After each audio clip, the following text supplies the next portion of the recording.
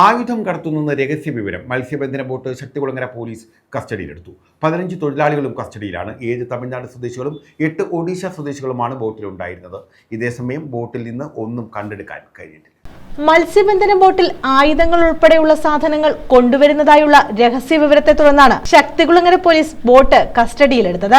ബോട്ടിലെ 15 തൊഴിലാളികളും കസ്റ്റഡിയിലാണ്. കഴിഞ്ഞ ദിവസം രാത്രി വൈകിയാണ് പോലീസിന് രഹസ്യ വിവരം ലഭിച്ചത്. ശക്തികുളങ്ങര ഹാർബറിലെത്തിയ ബോട്ട് കസ്റ്റഡിയിലെടുക്കുകയായിരുന്നു. ബോട്ടിലുണ്ടായിരുന്ന 7 തമിഴ്നാട് സ്വദേശികളെയും 8 ഒഡീഷക്കാരെയുമാണ് കസ്റ്റഡിയിലെടുത്തത്. ഇവരെ ചോദ്യം ചെയ്തു വരികയാണ്. City police commissioner Kiran Narayanan, ACP S Sharif, special branch ACP P Pradeep Kumar എന്നിവരുടെ നേതൃത്വത്തിലാണ് ചോദ്യം ചെയ്യൽ. ബോട്ടിനുള്ളിൽ വിശദമായ പരിശോധന നടത്തി. ബോട്ടുകൾ തമ്മിലുള്ള വൈരത്തിന്റെ ഭാഗമായാണ് ഇത്തരം സന്ദേശങ്ങൾ കൈമാറുന്നതെന്നാണ് സൂചന. സന്ദേശം അയച്ച വ്യക്തികളെ കേന്ദ്രീകരിച്ചുള്ള അന്വേഷണവും പോലീസ് ഊർജിതമാക്കി. ഇതേസമയം ബോട്ടിൽ പരിശോധന നടത്തിയെങ്കിലും ഒന്നും കണ്ടെത്താനായിട്ടില്ല. News bureau, Chavara.